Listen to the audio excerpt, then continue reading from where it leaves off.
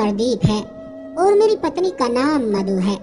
मेरी पत्नी का संबंध उस जगह से है जहां अक्सर शरीफ लोग जाना पसंद नहीं करते, लेकिन इसका हरगिज ये मतलब नहीं कि मैं एक शरीफ आदमी नहीं हूँ।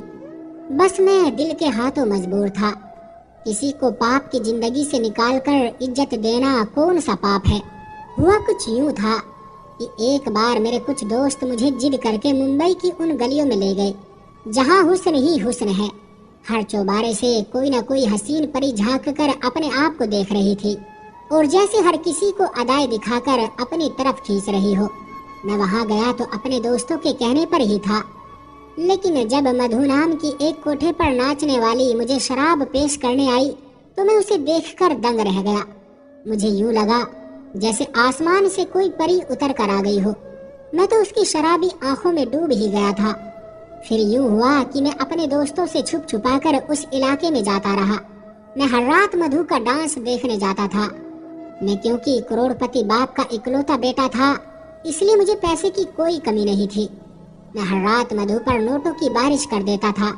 उस कोठे की मालकिन सविता नाम की एक औरत थी जो मुझसे बहुत प्रभावित हो चुकी थी। एक दिन मैं दोपहर के 2 बजे कोठे पर चला गया और सविता से रिक्वेस्ट की कि मुझे मधु से मिलवा दे। मैंने सविता के सामने नोटों की गड्डी रखी तो मुस्कुरा पड़ी। उसने कहा, मैं अभी आपकी मुलाकात मधु से करवा देती हूँ। थोड़ी देर बाद मधु वहाँ पर आ गई। वो सजी संवरी सीधी सी मेरे दिल में उतर रही थी। मैं बड़ी देर तक वहाँ बैठा रहा और मधु के साथ इधर उधर की बातें करता रहा। मधु एक बुद्धिमान और समझदार लड़की थी। उसकी बातें बहुत गहरी महसूस होती थी। उसकी कंपनी में कोई भी बोर नहीं होता था। अब मैंने अपना ये रूल बना लिया था कि मैं हर रोज दोपहर 2 बजे मधु से मिलने जाता था। मेरी और मधु की बहुत अच्छी दोस्ती हो गई थी, लेकिन मेरा दिल गवाही दे रहा था कि दोस्ती से बढ़कर भी मेरे दिल में इसके लिए कुछ है। फिर एक दिन मैंने मधु से अपने प्यार का इजहार कर ही दिया तो उसने मुझे सकारात्मक जवाब दिया। मैंने मधु को कहा कि यह डांस वगैरह छोड़ दो। मेरी इस बात पर वो मेरे सामने रो पड़ी थी। उसने कहा, यहाँ कोठे पर नाचने वाली हर लड़की की यही इच्छा है कि वो इस पाप की जिंदगी को छोड़कर अपना एक घर बसाए, लेकिन हम जैसी लड़कियों के साथ कौन शादी करता है। फिर हमें अपना पेट भी तो भरना पड़ता है ना। बस हम सभी मजबूर हैं और मजबूरी की वजह से ही ये सब कर रही है। मैंने मधु से कहा, मैं तुमसे शादी करना चाहता हूँ। वो बहुत खुश हुई और फिर रोने लगी। वो मेरे पैरों में बैठकर बोली, अगर आप मुझसे शादी करके यहाँ से ले जाएंगे तो मैं आपकी पत्नी नहीं बल्कि सारी जिंदगी आपकी नौकरानी बनकर रहूंगी। आपका हुक्म मेरे लिए सर आंखों पर होगा। आप जैसा कहेंगे मैं वैसा ही करूंगी। मैं मुस्कुराने लगा। मैं और मधु तो इस रिश्ते से बहुत खुश थे, मगर आगे का रास्ता बहुत मुश्किल था। सविता मधु जैसे हीरे को अपने हाथ से नहीं जाने देना चाहती थी। उधर मेरे माँ बाप एक नाचने वाली को अपनी बहू नहीं बनाना चाहते थे। मैंने सविता के सामने 7 लाख रुपयों का चेक रख दिया तो उसका मुंह बंद हो गया। मैं मधु से शादी करके उसे एक अपार्टमेंट में ले गया। मैंने सोचा था कि कुछ समय गुजर जाएगा तो मैं मधु को अपने माँ बाप से मिलवा दूंगा। एक बार जब मेरी मधु के साथ शादी हो जाएगी तो मेरे माँ बाप को भी मेरा फैसला मानना ही पड़ेगा। मैं उनकी इकलौती औलाद जो ठहरा, वो मुझसे बहुत मोहब्बत करते थे। मैंने और मधु ने एक अपार्टमेंट में अपनी नई जिंदगी शुरू की। हम दोनों ही एक दूसरे को पाकर बहुत खुश थे। हमारी जिंदगी बहुत अच्छे से गुजर रही थी, लेकिन फिर वो हो गया जिसका मैंने कभी सोचा भी नहीं था। मैं ऑफिस में था। मधु ने फोन करके मुझसे मार्केट जाने की अनुमति मांगी, लेकिन वो वापस न आई। मैं बहुत परेशान हो रहा था कि आखिर वो कहाँ गई। लेकिन फिर थोड़ी ही देर बाद मुझे अस्पताल से फोन आ गया। मुझे बताया गया कि आपकी पत्नी का एक्सीडेंट हो गया है। ये सुनकर मुझे कुछ होश न रहा और मैं फौरन अस्पताल पहुंचा। एक डॉक्टर मेरी पत्नी को देखकर मुझसे बोला, माफ कीजिएगा, आपकी पत्नी कोमा में चली गई है। अब कुछ पता नहीं कि इन्हें कब होश आएगा। ये सुनकर मैं बहुत रोया। ये सब कुछ इतना अचानक हुआ था कि मुझे संभलने का मौका ही नहीं मिला। मैं अस्पताल की बेंच पर बैठा बहुत देर तक रोता रहा। मेरी खुशियों को तो न जाने किसकी नजर लग गई थी। अभी तो मैंने अपनी नई जिंदगी की शुरुआत की थी, मगर इतना बड़ा दुख जो मुझे अंदर तक तोड़ गया था। मैं सारा दिन रोता रहता था। जब मेरी हालत बेहतर न हुई तो मैं अपने माँ बाप के पास अपने गांव चला गया। मेरे पिता बहुत बड़े जागीरदार थे। जब मैं गांव वापस गया तो मेरे माँ बाप बहुत खुश हुए। मेरे पापा बोले, शुक्र है तुम आ गए हो बेटा, अब तुम खुद ही संभाल लो ये जमीन। मेरी बूढ़ी हड्डियों में अब इतनी ताकत नहीं रही कि मैं इन जमीनों की रखवाली कर सकूं। मैं अपने पिता के गले लगकर रोने लगा। मैंने अपने माँ बाप को बताया कि मैंने मधु के साथ छुपकर शादी कर ली थी। हमारी शादी को अभी 2 महीने ही गुजरे थे कि उसका एक्सीडेंट हो गया और अब वो कोमा में है। माँ और पिताजी मेरी बात सुनकर बहुत परेशान हो गए। मैंने पापा को अपनी मजबूरी बताई कि मैं मधु को अस्पताल में अकेला नहीं छोड़ सकता। मैंने उनसे मधु की सेहत के लिए भगवान से प्रार्थना करने को कहा और उनसे वादा किया कि जब मधु ठीक हो जाएगी तो मैं गांव वापस आ जाऊंगा। मेरे माँ पिताजी इस बात पर तैयार हो गए और फिर मैं वापस शहर लौट गया। मधु 2 हफ्तों से कोमा में थी। मैं हर दिन अस्पताल की बेंच पर घंटों बैठा रहता, लेकिन मुझे डॉक्टर मधु से मिलने ना देते थे। वो कहते थे कि मरीज के पास हम किसी को भी ज्यादा देर के लिए नहीं छोड़ सकते। डॉक्टर मुझे हर रोज 10 मिनट के लिए मधु के पास जाने देते थे। मैं मधु के पास रहने के लिए डॉक्टर की खुशामद करता रहता। मुझे जैसे ही इजाजत मिलती तो मैं रो रो कर मधु से कहता, मधु तुम ठीक क्यों नहीं होती हो? मधु तुम जल्दी से ठीक हो जाओ, मैं तुम्हारे बगैर नहीं रह सकता। मुझे लगता था जैसे वो मेरी बातें सुन लेगी और वो ठीक हो जाएगी। मैं उसे बस इतना ही कहता रहता था, मधु तुम जल्दी से ठीक हो जाओ। मैंने माँ पिताजी को भी मना लिया है, लेकिन वो ना उठती थी और ना कुछ बोलती थी। आज जब मैं मधु से मिलने गया तो मैंने देखा कि उसने अस्पताल की वर्दी नहीं पहनी हुई थी। मैंने एक नर्स से पूछा कि ऐसा क्यों है, तो बोली मरीज अस्पताल की वर्दी से तंग हो जाता है। अब हम हर रोज आपकी पत्नी के कपड़े चेंज कर दिया करेंगे ताकि ये जल्द ही अपनी जिंदगी की तरफ लौट आए। मुझे इन बातों की कोई समझ नहीं थी, इसलिए मैं खामोशी से वापस लौट आता था। लेकिन अब मैंने नोट किया था कि मधु के कपड़े हर रोज चेंज किए जाते हैं। उसने जो भी कपड़े पहने होते वो बिल्कुल भी आम कपड़े नहीं होते थे, वो सभी बहुत महंगे कपड़े होते थे। ये बात मेरी बिल्कुल भी समझ नहीं आती थी कि अस्पताल वाले अपने पास से कपड़े लेकर उनको सिलवाकर मरीज को पहनाते थे। फिर मैंने देखा कि मधु के चेहरे पर मीठे मीठे से मेकअप के निशान भी होते थे। मुझे बड़ी हैरत हुई। मैंने नर्स से पूछा, चलो कपड़े तो आप लोग चेंज कर देते हैं, लेकिन ये चेहरे पर मेकअप के मीठे मीठे निशान कहाँ से आते हैं? आखिर ये सब क्या है? मैंने देखा था कि नर्स मेरे सवालों से घबरा सी गई थी। अब मुझे मधु की बहुत फिक्र हो रही थी। बहुत डर सा लग रहा था कि कहीं उसके साथ कुछ गलत तो नहीं हो रहा। इसलिए मैंने सोच रखा था कि मैं अब उस अस्पताल की असलियत जानकर ही रहूंगा। मैंने उस अस्पताल के बारे में बहुत छानबीन की, मगर हर तरफ से बहुत अच्छा जवाब मिलता था। लेकिन फिर मेरी पत्नी के साथ क्या हो रहा था? मैं शाम को जब मधु से मिलकर आता तो वो आराम कर रही होती थी और उसके चेहरे पर किसी तरह का भी मेकअप नहीं होता था। लेकिन जब सुबह ऑफिस जाने से पहले मैं मधु को देखने आता तो उसके कपड़े भी चेंज होते और उसके चेहरे पर मेकअप के निशान भी होते। अब मैंने इरादा कर लिया था कि रात को घर ही नहीं जाऊंगा और खुद ही देखूंगा कि आखिर ये सब क्या हो रहा है। मैं सारी रात बाहर कुर्सी पर बैठा रहा क्योंकि मुझे डॉक्टर ने मधु के पास जाने की इजाजत नहीं दी थी। मैंने सारी रात जासूसी करते हुए गुजार दी थी, मगर कुछ भी ऐसा नहीं हुआ जिस पर शक किया जा सके। एक नर्स रात में 3-4 बार सारे मरीजों को चेक करके जाती थी। वही मधु के कमरे को भी चेक करके जाती थी तो मुझे सुकून मिल जाता था। अब जब मैं सुबह कमरे में गया तो मधु के कपड़े फिर से बदले हुए थे और उसके चेहरे पर मेकअप के निशान भी मौजूद थे। अब मुझे बहुत हैरानी होने लगी, इसलिए मैंने कुछ और करने का सोचा। मैंने अस्पताल के एक जूनियर डॉक्टर को अपने साथ मिला लिया था और उसे भारी रकम देकर राजी कर लिया था। अब मुझे रात का बेसब्री से इंतजार रहता। जैसे ही रात हुई मैंने उस जूनियर डॉक्टर की ड्रेस पहन ली। मुझे मधु के कमरे में जाने से कोई भी नहीं रोक रहा था। पहले तो मैंने जैसे ही मधु के कमरे की तरफ कदम बढ़ाया, एक नर्स भागकर मेरे पास आई और मुझे अंदर जाने से रोकने लगी।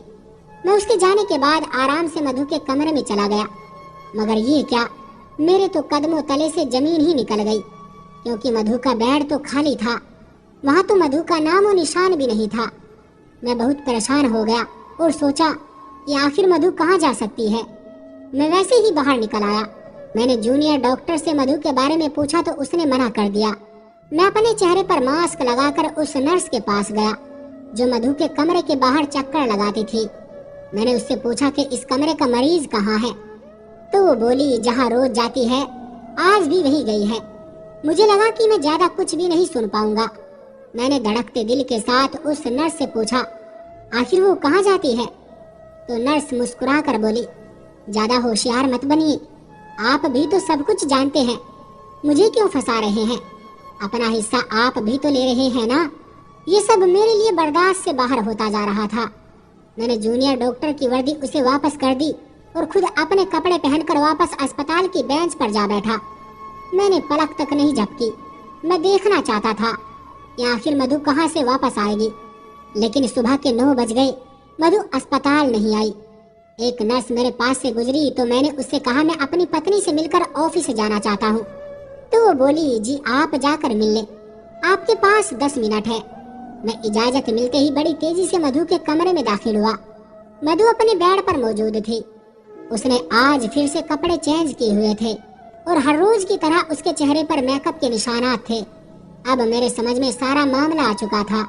मुझे मालूम हो चुका था कि जो कोई भी मधु को रात में बिस्तर से अगवा करता है वो उसको अस्पताल के पीछे दरवाजे से लेकर जाता है। इसलिए मैंने यही फैसला कर लिया था कि मैं अब अस्पताल के पिछले दरवाजे की निगरानी करूंगा। मैंने अस्पताल वालों के साथ एक चाल चलने की कोशिश की। मैं मधु के कमरे में गया। वहाँ मैं 10 मिनट से ज्यादा रुका था। मुझे पता था कि अब मुझे कोई डॉक्टर यहाँ से निकालने के लिए जरूर आएगा और मेरी सोच के मुताबिक 12 मिनट पर एक डॉक्टर उस कमरे में आया और बोला, सर आपको यहाँ से जाना होगा, मरीज के पास ज्यादा देर रुकना ठीक नहीं है। मैंने इस बात पर सर हिला दिया। डॉक्टर साहब, मैं 2-3 दिन के लिए अपने गांव जा रहा हूँ, इसलिए मैं अस्पताल के चक्कर नहीं लगा पाऊंगा। आपसे गुजारिश है कि आप मेरी पत्नी का ख्याल रखिएगा। किसी भी तरह की इमरजेंसी में मुझे कॉल करके बुला लीजिएगा।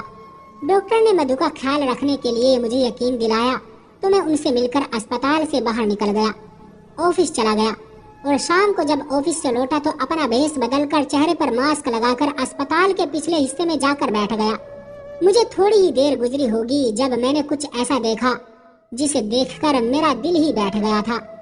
मधु अपने कदमों पर अस्पताल से बाहर निकल कर आ रही थी और फिर वो एक बड़ी सी गाड़ी में बैठकर चली गई। उस लम्हे में मैं बहुत ही तकलीफ से गुजर रहा था। दुख, दर्द, परेशानी, हर चीज ने मुझ पर हमला कर दिया था। मेरा दिल चाह रहा था कि मैं यहाँ बैठकर जोर जोर से रोना शुरू कर दूं, लेकिन मेरा मधु के पीछे जाना भी जरूरी था। इसलिए मैं मधु की गाड़ी का पीछा करने लगा। आज शायद मेरी जिंदगी का सबसे बुरा दिन था, जो मुझे सदमे पर सदमा मिल रहा था। मधु की गाड़ी का पीछा करते करते मैं वहाँ पहुँचा जहाँ से उसको निकालकर अपनी जिंदगी में लेकर आया था। मैंने उसको इज्जत दी थी, अपने घर की सुरक्षित 4 दीवारी दी थी, मगर उसने क्या किया? वो तो जिस गंध से निकली थी फिर उसी गंध में वापस लौट गई। जब मधु कोठे में दाखिल हो गई तो उसके 10-15 मिनट बाद मैं भी कोठे में दाखिल हो गया था। मैंने अपना भेष इस कदर बदल रखा था कि मुझे कोई भी आसानी से पहचान नहीं सकता था। अब हुआ यूं कि जब मैं कोठे में दाखिल हुआ तो मधु नाच रही थी। मेरा दिल चाह रहा था कि मैं अभी उठकर मधु को एक जोरदार थप्पड़ मार दूं, लेकिन मैंने सब्र किया।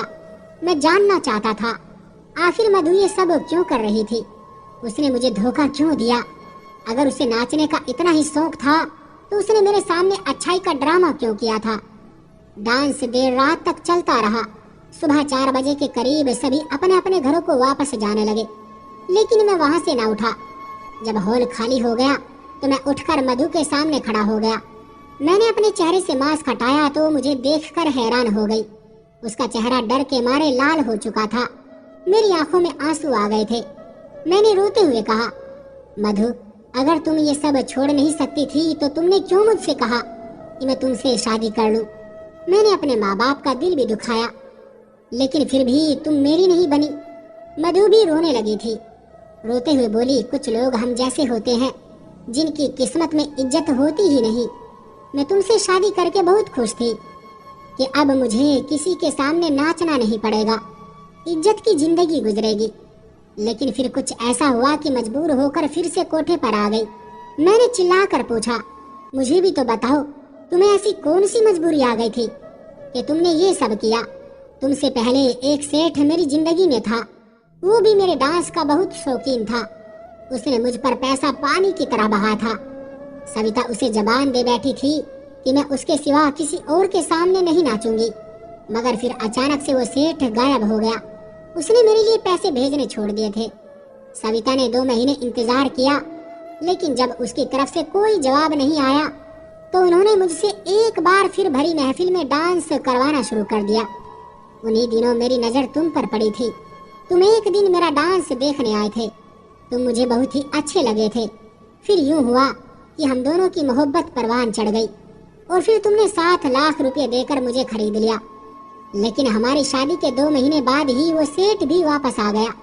उसने सविता मैम से कहा था, अगर मैं दोबारा डांस नहीं करने लगी तो मधु के पति को जान से मरवा देगा, सविता के भी टुकड़े टुकड़े करके कुत्तों के सामने डलवा देगा।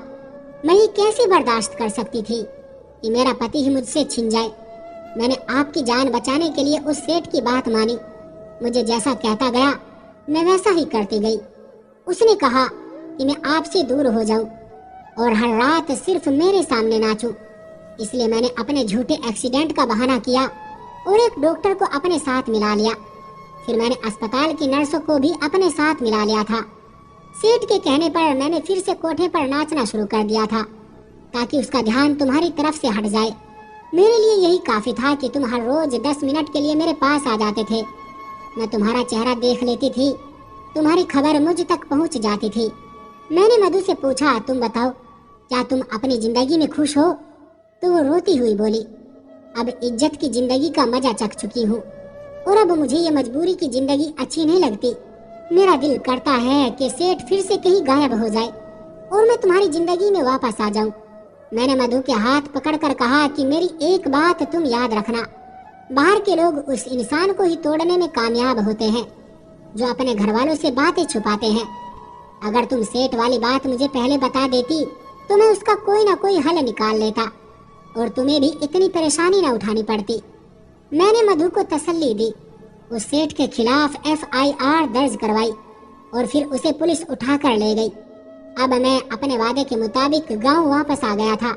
मेरे माँ बाप ने भी खुले दिल से मधु को बहू स्वीकार कर लिया था। मेरे माँ बाप ने भी खुले दिल से मधु को बहू स्वीकार कर ली थी और मधु ने गांव के माहौल को अपना लिया था।